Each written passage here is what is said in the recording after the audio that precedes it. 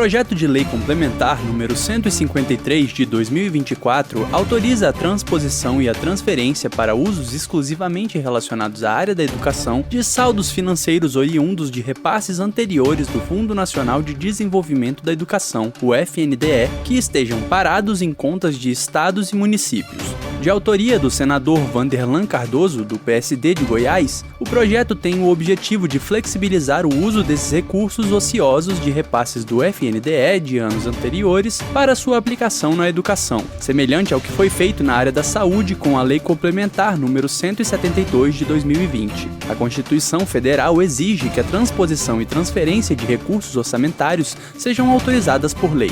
O autor do projeto explica que recursos repassados em acordos ou convênios com o governo federal ocasionalmente acabam parados nas contas de governos estaduais e municipais, quando as metas e compromissos firmados no acordo que originou os repasses são atingidos antes do prazo esperado. O texto do PLP afirma que os estados e municípios que realizarem essas operações deverão reportar ao Conselho de Educação, além de comprovar a utilização dos recursos na prestação de contas e comunicar a nova destinação dos recursos ao FNDE. Aprovado no Senado Federal em dezembro do ano passado, o PLP está em análise na Comissão de Educação da Câmara dos Deputados e aguarda o parecer da relatora, deputada Duda Salaber, do PDT de Minas Gerais, para passar às comissões de Finanças e Tributação e de Constituição e Justiça. Caso aprovado, o texto deverá seguir para apreciação em plenário. Reportagem Henrique Fregonassi. Foi aprovado pela Comissão de Desenvolvimento Regional e Turismo do Senado um projeto que visa isentar municípios com até 50 mil habitantes de sanções por não terem elaborado seu plano de mobilidade urbana no prazo previsto. A proposta, de autoria do senador Rogério Marinho, altera a Lei 12.587 de 2012 e atende à reivindicação de pequenas cidades que enfrentam limitações técnicas e financeiras para cumprir o instrumento.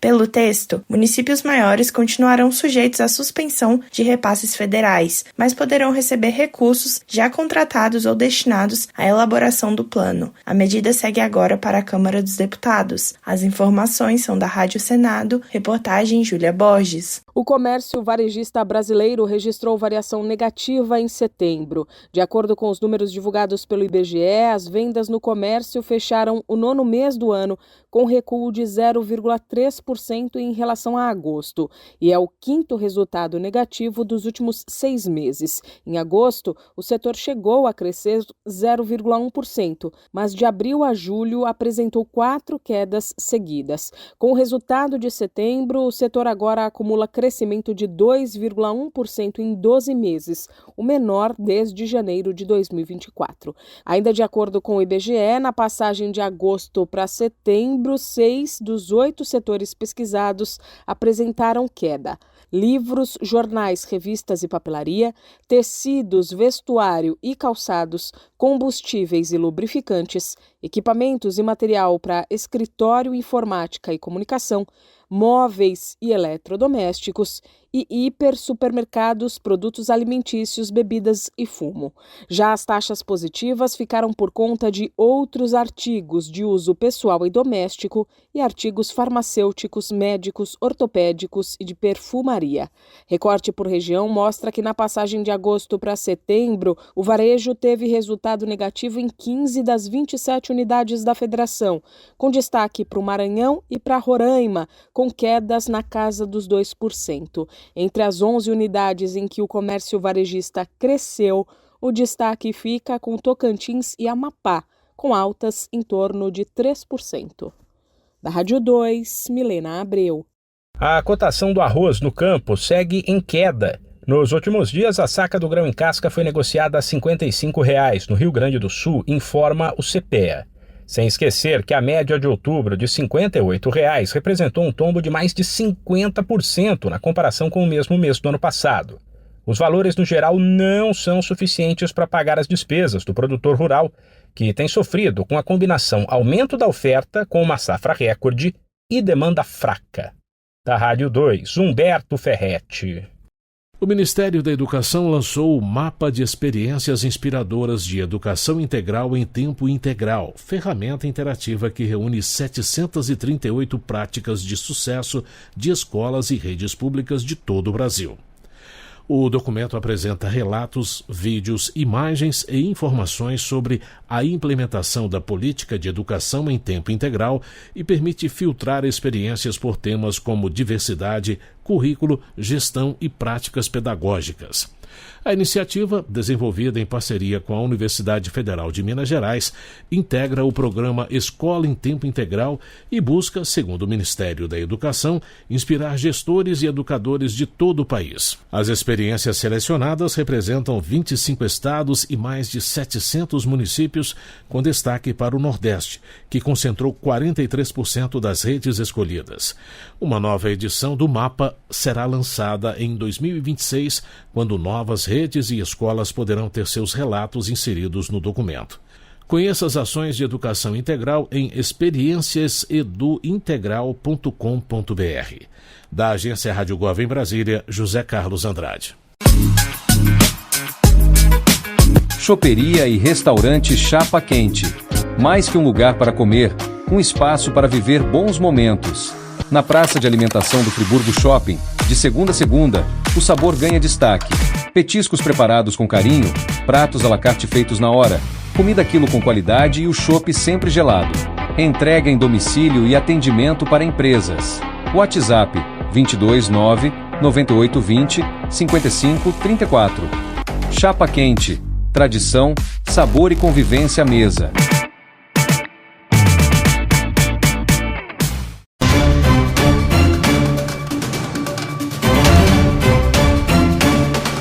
O volume de serviços cresceu no Brasil na passagem de agosto para setembro. De acordo com dados divulgados pelo IBGE, o avanço foi de 0,6%. Foi o 8º resultado positivo seguido, período em que o setor de serviços acumulou alta de 3,3% e, com isso, está 19,5% acima do nível pré-pandemia. Além disso, estabeleceu um novo patamar recorde da série histórica, iniciada em janeiro de 2011.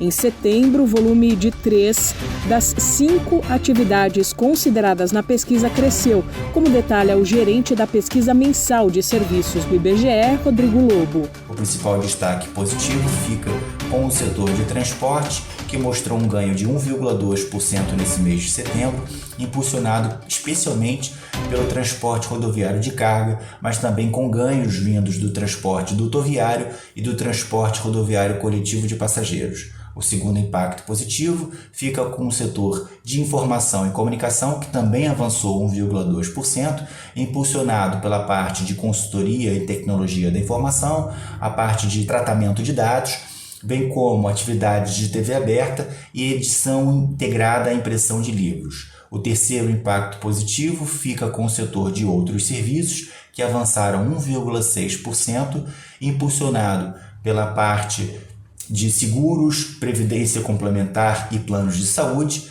e em segundo patamar ali a parte de coleta de resíduos não perigosos. Já os serviços profissionais, administrativos e complementares e os serviços prestados às famílias caíram. No campo negativo, o principal destaque fica com os serviços profissionais administrativos e complementares, que recuaram 0,6% frente a agosto, pressionados pela menor receita vinda de aluguel de máquinas e equipamentos e atividades jurídicas. O segundo impacto negativo fica com os serviços prestados às famílias, com uma queda de 0,5%, em função ali de uma menor receita vindo da parte de restaurantes. Ainda de acordo com o IBGE, na comparação com setembro do ano passado, o volume de serviços cresceu 4,1%, sendo o 18º resultado positivo seguido neste recorte. O avanço foi acompanhado por 4 das 5 atividades da divulgação e contou com crescimento em 54,8% dos 166 tipos de serviços investigados. Da Rádio 2, Milena Abreu. Caixa abre concurso com salários que chegam a quase R$15 mil. O edital já foi lançado e os cargos são voltados a profissionais de nível superior. A banca organizadora será a Sesgranrio e as provas serão aplicadas em 1º de fevereiro do ano que vem. São 184 oportunidades distribuídas em 6 cargos, a maioria para engenheiros civis, mas também há vagas para arquitetos e médicos do trabalho. Os salários variam de R$ 11.186 a R$ 14.915. Os aprovados ainda vão contar com benefícios como assistência à saúde, previdência complementar, participação nos lucros e resultados, auxílio alimentação e refeição, vale transporte e auxílio creche. Arquitetos e engenheiros terão carga horária de 8 horas por dia, já médicos do trabalho de 6 horas diárias. O concurso da Caixa será composto por provas objetiva e discursiva e avaliação de títulos. As inscrições podem ser feitas até 8 de dezembro no site sesgranrio.org.br/concursos. Da Rádio 2, Fabíola Altran. O Ministério da Gestão e da Inovação em Serviços Públicos, em parceria com o INSS, lançou a nova procuração eletrônica no Meu INSS. A iniciativa tem como objetivo aumentar a segurança cibernética, proteger os dados dos usuários e facilitar o acesso aos serviços digitais oferecidos pelo governo. A partir de agora, o cidadão pode autorizar um representante a consultar informações e acompanhar serviços do INSS sem precisar compartilhar a senha da conta gov.br ou ir pessoalmente a uma agência da Previdência. A solução está disponível tanto no site quanto no aplicativo do Meu INSS. O governo federal reforça que a senha gov.br é pessoal e intransferível e que a procuração eletrônica é uma solução moderna e segura para quem precisa de apoio para acessar os serviços digitais. Por enquanto, a ferramenta permite consultas de documentos, pedidos e benefícios, e o usuário pode revogar a procuração a qualquer momento. Para utilizar o serviço, é necessário ter conta prata ou ouro no gov.br. Da agência Rádio Gov em Brasília, Lucília Araújo. Reúna os amigos e a família e vá ao Bona Pizza. O funcionamento é de segunda a segunda até às 10 da noite. Localizado na praça de alimentação do Friburgo Shopping, o Bona Pizza oferece pizzas doces e salgadas, lanches rápidos, sucos e refrigerantes. Bona Pizza do Shopping da Praça. Telefone com WhatsApp 2523 3025. 2523 3025.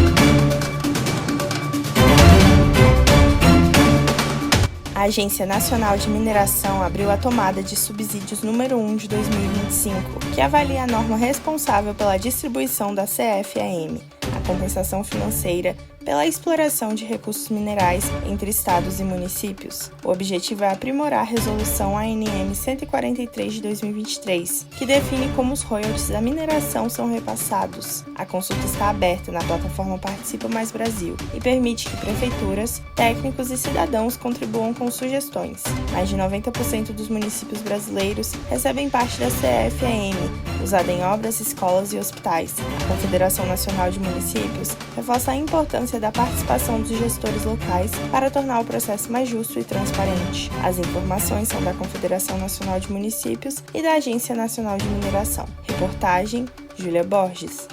Já aprovado pelo Congresso Nacional, o projeto de lei que isenta do imposto de renda quem ganha até R$ 5.000 mensais aguarda sanção do presidente da República. A proposta também reduz alíquotas para salários acima desse valor até R$ 7.350. Como forma de compensar os cofres públicos pela perda de arrecadação, a proposta, estabelecida no PL 1087 de 2025, aumenta a taxação do que o governo considera como altas rendas, a partir de R$ 600 mil por ano. Nesse caso, a matéria prevê uma progressão que chega a 10% para rendimentos acima de R$ 1.200.000 por ano, incluindo dividendos. Por exemplo, quem ganha R$ 900.000 anuais pagará 5%, que corresponde a R$ 45.000. Na avaliação do advogado especialista em direito tributário, Matheus Almeida, essa tributação afetará a formação de poupança e reinvestimento da classe empreendedora, que, segundo ele, já tem o desafio de se manter em dia com as tributações sobre o empreendimento.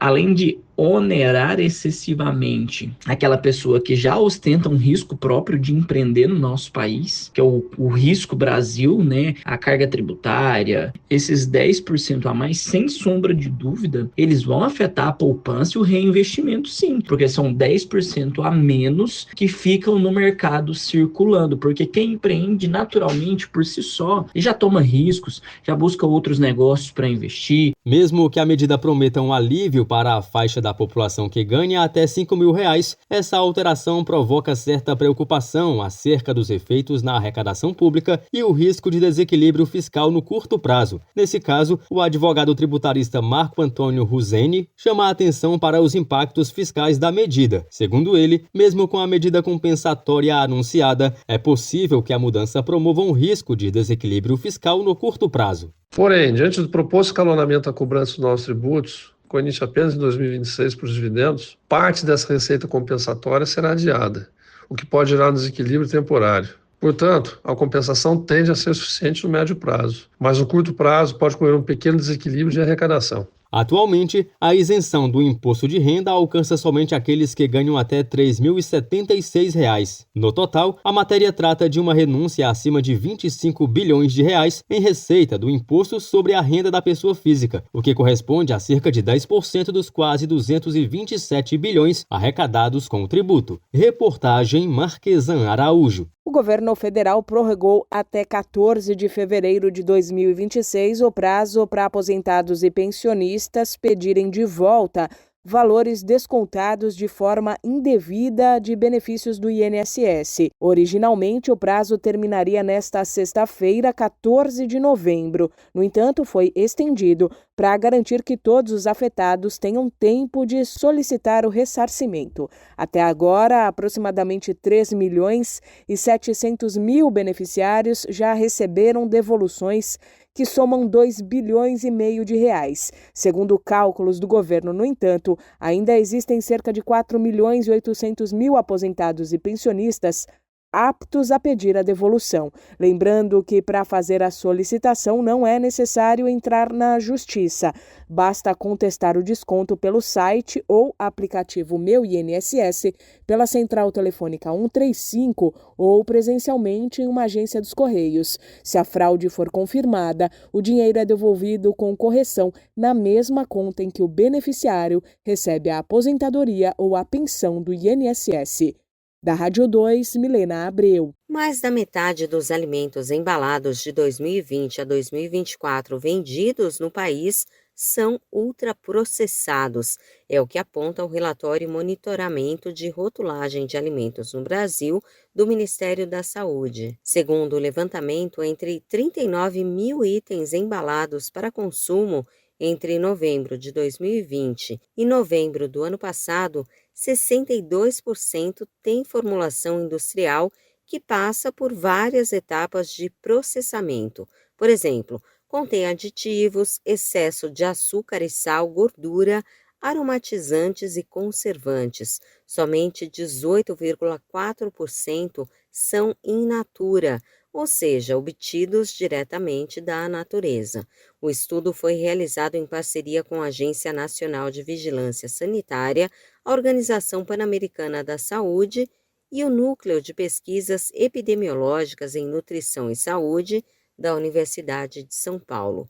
O objetivo do levantamento era acompanhar a rotulagem e o perfil nutricional de produtos alimentícios comercializados no Brasil, para orientar políticas públicas de alimentação adequada e saudável. Da Rádio 2, Fabíola Altran. Você sabia que a internet aumentou o alcance das emissoras de rádio? Além de poder ouvir nossa rádio em sua casa, trabalho e no carro, através de seu smartphone, você pode nos ouvir também em qualquer cidade, estado ou país. Basta baixar e instalar o aplicativo Radiosnet em seu celular ou tablet. É de graça. O Radiosnet está disponível para Android e iOS no site radiosnet.com.